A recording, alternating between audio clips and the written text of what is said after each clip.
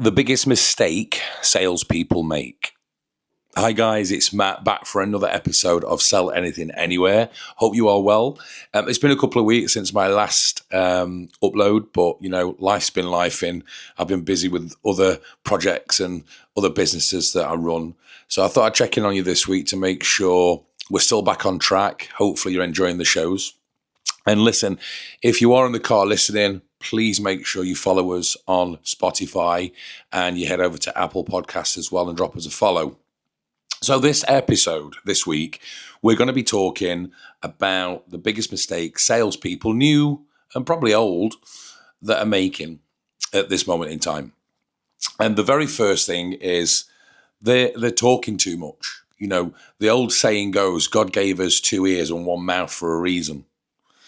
And listening plays a vital point on the trajectory of that sale and how that sale is going to go with that customer. Remember, and we covered it off before in prior episodes, that customers will come in wanting a service. They'll want to speak to you. Sometimes they won't. But the key thing is, once you engage with them, you need to make sure you are listening to everything they're asking you or everything they're wanting to know about a product or a service that you offer them. And we cover this off in the book as well, Sell Anything Anywhere.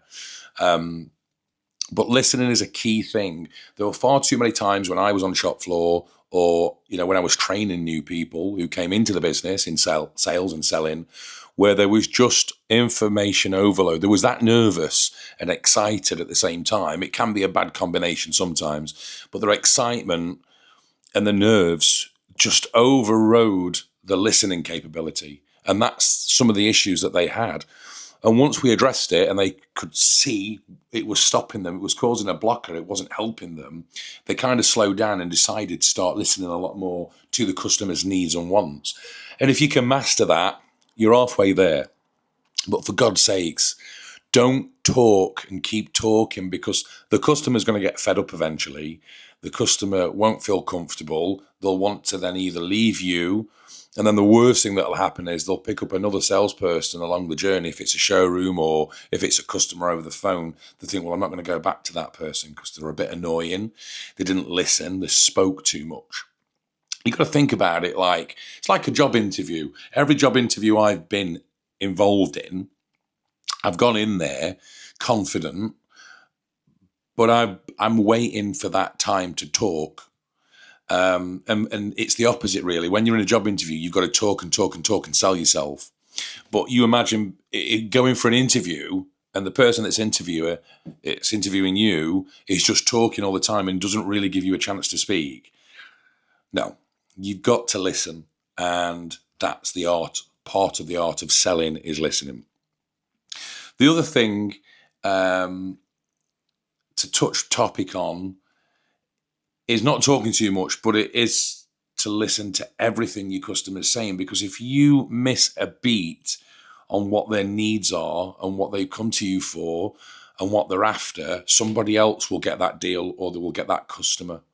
And whether it's a monthly thing that they want, if they're buying a product or service from you, or it's a one-time purchase, a big purchase, the last thing you want is someone else to get your commission or get your sale for your targets that week or so on and so forth. So I'm going to reiterate it again. Listen, you've got 2 ears and 1 mouth for a reason. Use that listening device you've got and learn from it. It's the best advice I can give you today on this podcast. Use your ears. Over the times that I've been working in sales, trained many, many people, and still training people to this day, you've got to incorporate not sounding desperate. If you sound desperate, sorry about that, just not the stand. If you sound desperate, you're not really going to win people over. It's only the ones that are confident and smooth with their pitch and how they speak to people that will come across not pushy. So for heaven's sake, do not sound desperate. It just puts people off. I've been in shops to buy things, or I've been searching. I've been searching for a website to be built. Sorry about that. The phone went off if anyone heard it. I've been searching for, say, a website to be built, or I'm needed a service from a company. And when I've kind of got a couple of quotes or I've spoken to a few people, their job is to sell me what I want, meet my needs. I give them clear expectations and hopefully they'll come close to matching them. But what I don't like are people that sound desperate. And once, I'm not going to say who it was or where it was, but I was on the phone and this person was so desperate. You could tell that the boss was looking at them or there was off the target for the week. And they came across really, really desperate. And it's just, for me, it's a turn off. I didn't feel like I was being listened to. I didn't feel like I was getting my message across and conveying it as well. Sounding desperate, and it's not a good look. And don't do it. It doesn't matter if you are on a sales floor selling a product and all your people around you are flying and you're thinking, I've not got my sale yet. What am I going to do? Or if you're in an office, whatever walk of life you're from in the industry, do not look at what other people are doing. Just focus on one customer at a time, because half the battle is psychological. And when you start sounding desperate, it's just not going to come across very well. And you will be kicking yourself because that customer will not ring back and ask for you. They won't walk back into the showroom and look for you specifically. You are putting a nail in that coffin. So just don't sound desperate, guys. Just lead with a smile and lead with a purpose and chip away at it. When I had big targets, when I was chasing, 70 to 80,000 pound a month for my weekly targets, we all had to start off from zero. And that first sale, once you got that first sale or that first deal or that first close, your week got a lot better. You was chipping away. And that's all you can do. Go into it with a clear mind, be smiley, have energy, go in there and chip away one customer at a time. And it's just a numbers game. But do not look around you what other people are doing. I guarantee now, there'll be someone in your team that's a high flyer. They'll be big-headed. They'll be, I'm the king, There'll be banter, which they're always, it's healthy to have banter in teams, and especially in sales teams. But there will be people out there that literally just look like everything they touches turns to gold. But you've got to block that away from your mentality and your psyche. You've got to go in there, lead with conviction, be positive, be confident, and don't take any notice of what's happening in and around you. All you focus on is yourself and your customer that you're with at that time.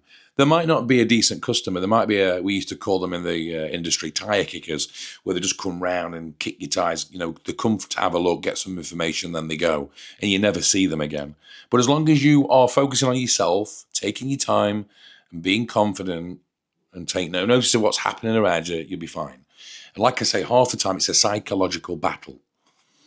Don't ever force a sale either. Now, though these are really, really basics, but you'll be surprised at, what habits we pick up along the way and how kind of rusty we get with our technique. But when you are trying to force a sale, it's just the same as sounding desperate. It's just the same as not listening to your customer. There's been plenty of times. And again, I'm going to go back to the book, guys, and I've written about this in my book.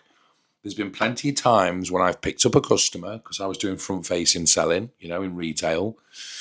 And if I had a pound for how many times they said, we're just looking today, we're not buying, we're not interested in buying anything today, we've come to look, I could have retired 20 years ago and be living in Dubai. Listen, do not take offense to what the customer says. If they're saying we're not looking to purchase today or we're not in the market today or whatever, that's fine. Do your job anyway. Because guess what? If you do it good enough, they might come back and see you. You might get your commission or your sale or, that sale towards your target that week. Just because they've said no on first appearances doesn't mean they're not going to buy. I turned a no into a £5,000 sale. That's in the book. That's what I've written about. And it tells you how I went through it and how I closed that customer and broke them down. I wasn't pushy. I didn't overtalk. I listened and I delivered and gave them that service and that value. And once you're giving those things to people that come in and want to buy from you, they won't leave your side. They will stay with you. But don't force the sale, because you're just going to burn them. That's what we used to say in the industry. burning them, where they just don't come back. Another thing as well in this episode we're going to talk about is confidence versus pressure. It goes back to the people that, you look around the people that are flying around you, and everything they touch turns to gold. Every customer they pick up books, or they have add-on sales, or they get a warranty, or, they've sold something else on the back of it, which is great. But guess what? And I've said this before and I'll say it again. The high flyer that's in your team, the one that touches everything, it turns to gold, gets all the sales, top salesperson, man or woman, that one person, they'll all have one thing in common. All of them will have one thing in common, and that's their confidence levels are up here.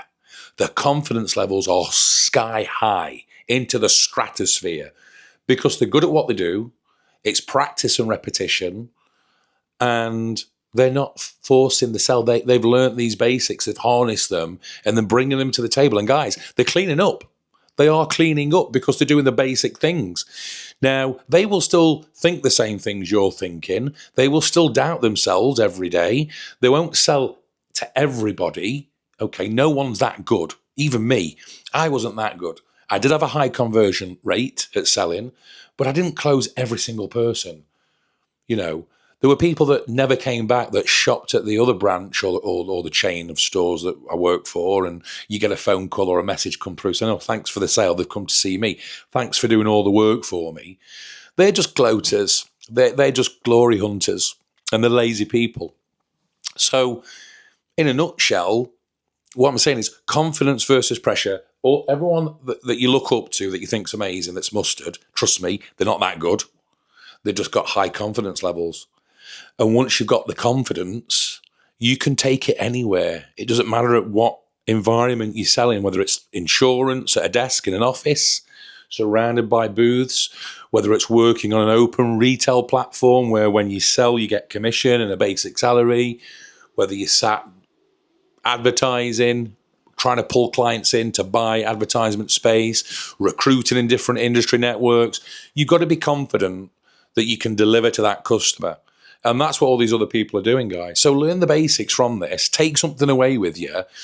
And just remember, you've got to work on your confidence. Don't look around at what other people are doing. Focus on you. Laser vision. Focus on yourself, number one. And don't be too pushy. Do not ram rage your customer. You can't do it. And if you can learn these basics, you'll be absolutely fine.